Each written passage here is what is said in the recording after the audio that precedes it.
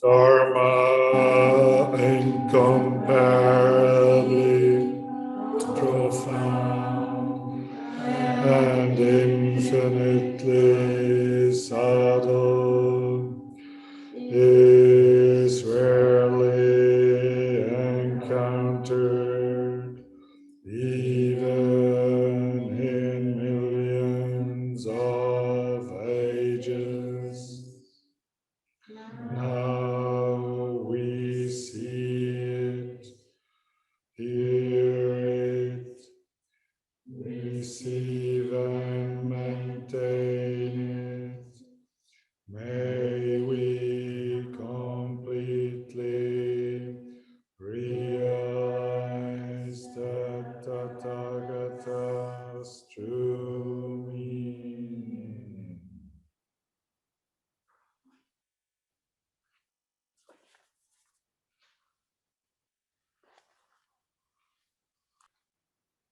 Good morning or good day, everyone. We are approaching already the middle of our session. Some of us are really hanging in here.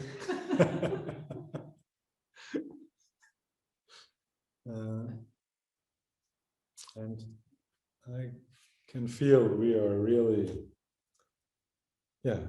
diving deep.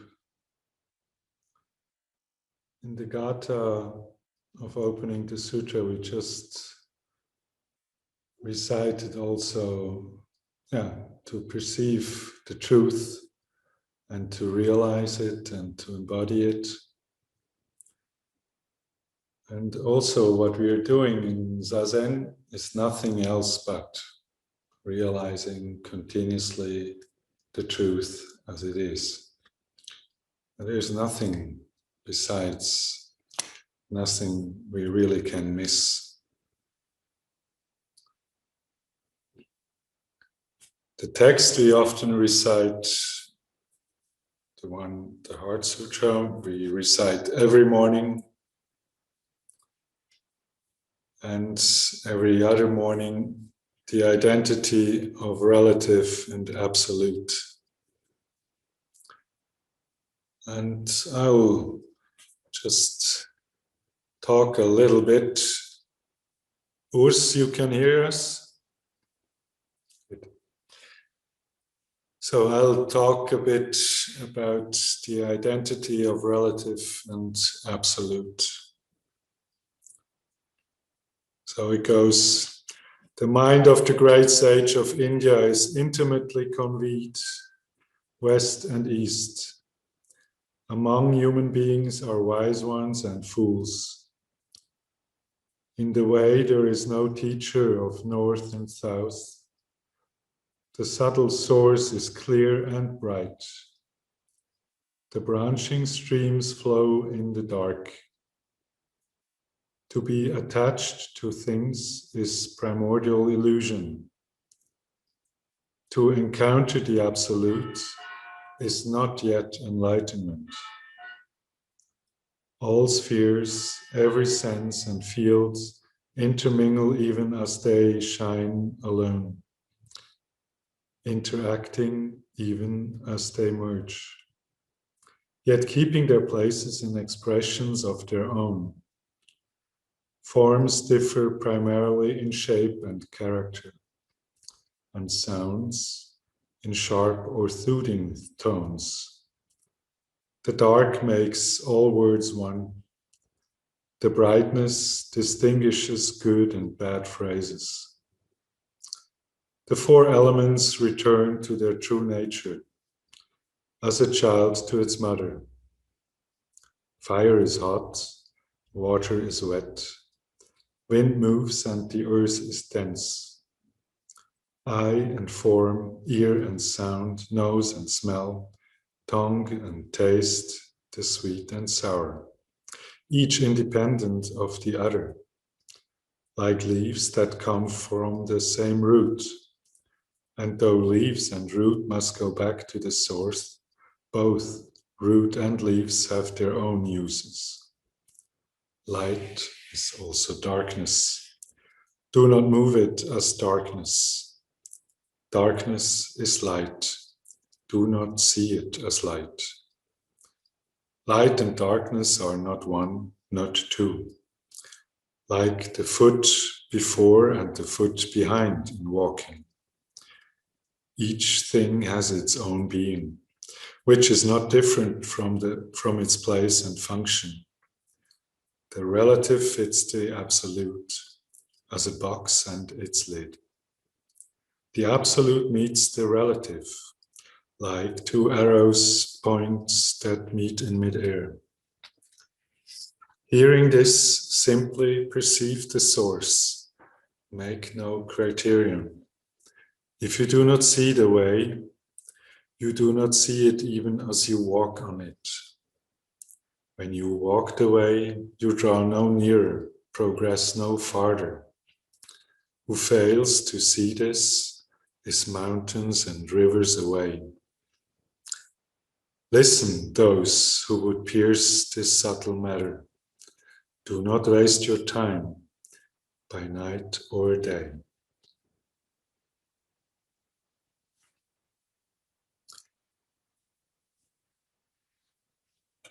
In this old text,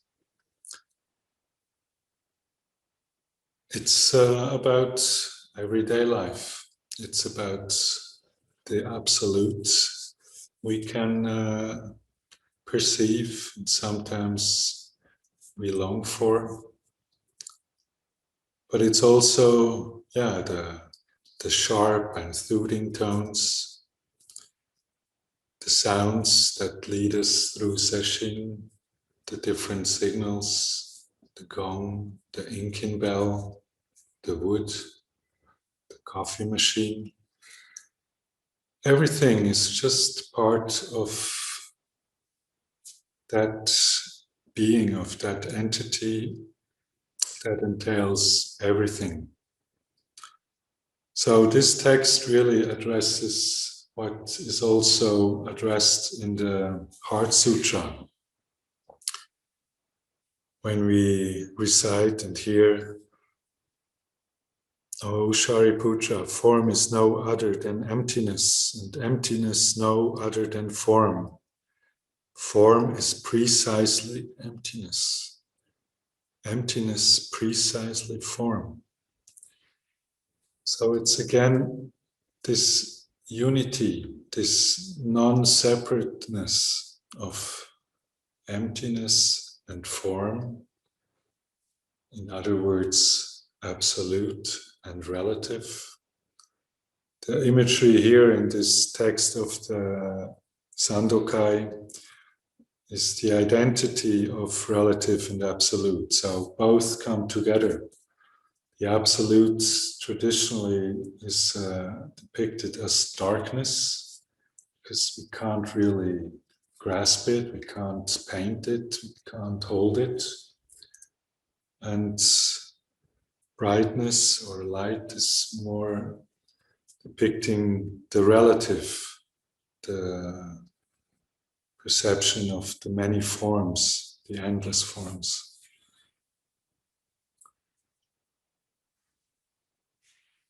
And we are in the midst of our Pentecost Sesshin.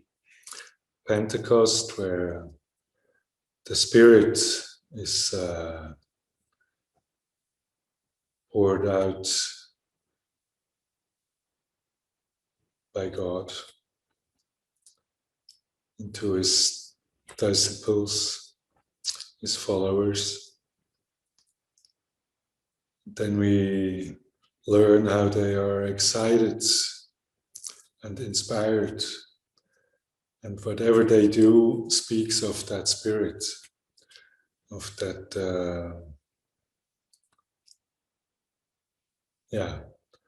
of that we cannot fathom, we cannot grasp.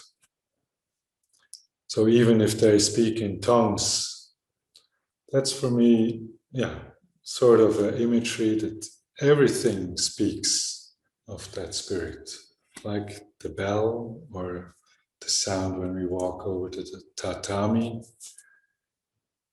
everything resonates, this source. It's not separate from us. It's always present. And yeah, is our everything. And in our practice, where we really do not want to achieve anything, we want just to sit, we want just to realize. The more Buddhist influenced, they would say, I want to realize Buddhahood or the Dharma. Christians might phrase this a little different. But it's our deep longing to have realization and to come back home to this source. And as we do so, as we come back, Ko yesterday said in the Teisho, this Musho is also bringing back together something to make it whole. And that's what we are doing here. We are bringing back home the whole existence, our individual existence, but as we practice, we realize, that doesn't end with the fabric here I wear. It's just limitless. And this practice also lets us realize and influences also this power that's in Japanese called joriki, which is also a term with different aspects in it. Ri is truth, among others, and is a very important term also here in the Sandokai. So where it's about to realize the truth, but a truth that we can't grasp. So if we have the notion we are enlightened, that's primordial illusion. So we cannot grasp the truth, but it's there, it influences us and makes our very existence. And another part of joriki is the ki. Ki is a very subtle energy. That's the source of everything we experience. It's the source of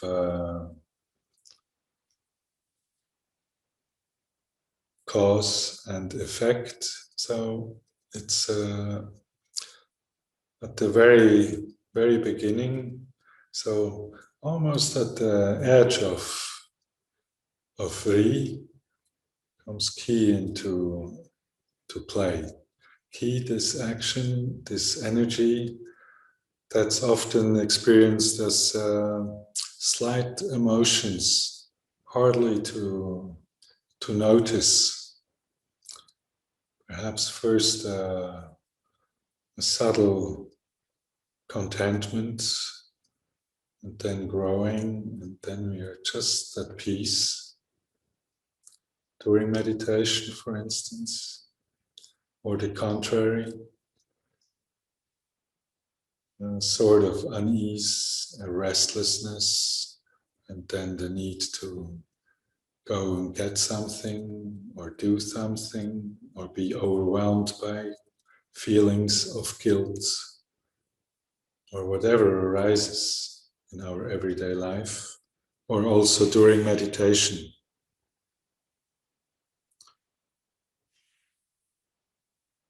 And in Zazen, this sitting in concentration, we perceive all this.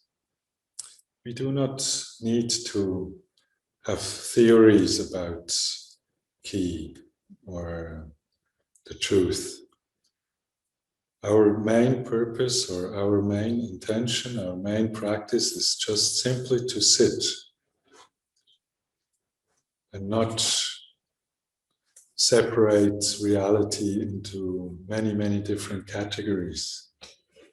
That's also sort of one of the key features of Zen. So Zen, originally in Chinese Jan or in Sanskrit Jhana, is one element of the Eightfold Path, like right livelihood, right behavior, etc., etc. And it's also right meditation or right composure in the practice of zazen, of the sitting meditation, which embraces all the others.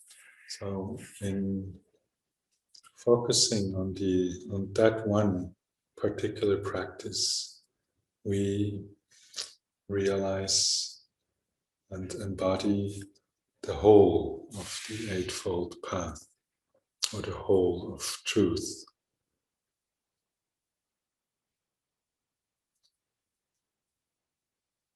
But we do not have to reflect on it. And if we continue to just practice Zazen, then we realize more and more, that it's beneficial for all the beings if we do practice Zazen and bring about peace for all the beings, or try to do the right thing in using certain things and other things not.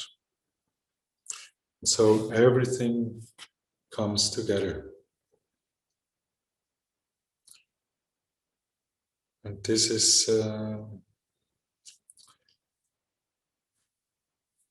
very important here in this identity of relative and absolute. That's important in the Heart Sutra. That's important when we recite the 4 vows at night.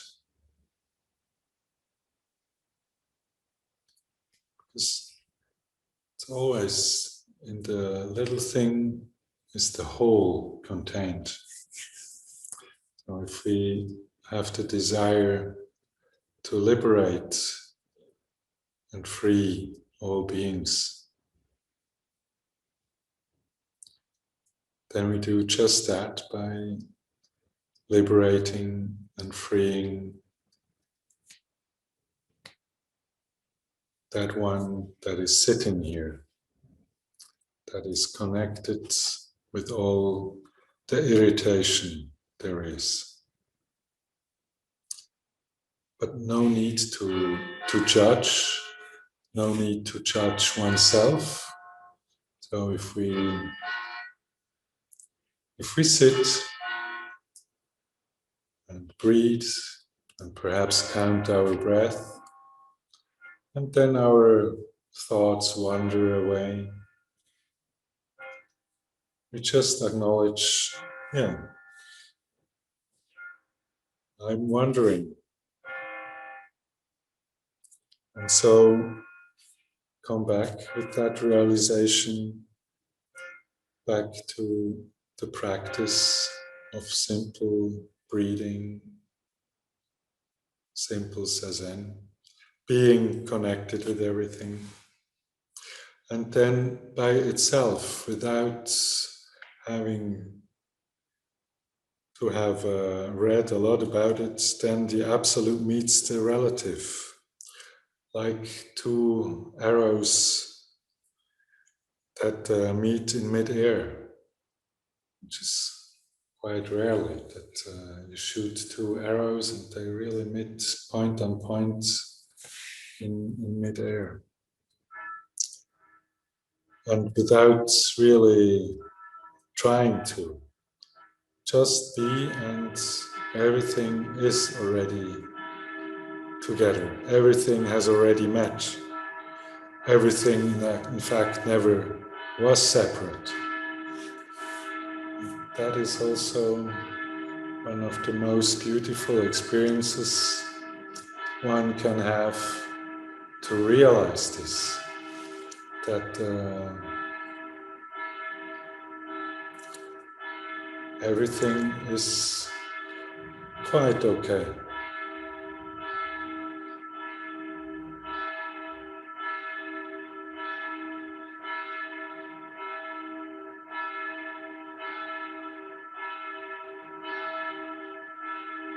Like these bells.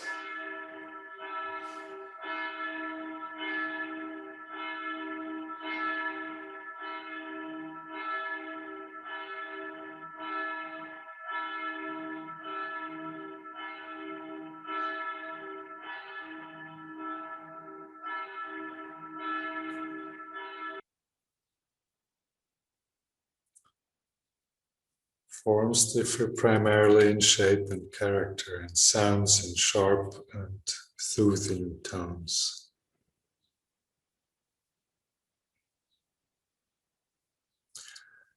Yeah. Let's continue our practice.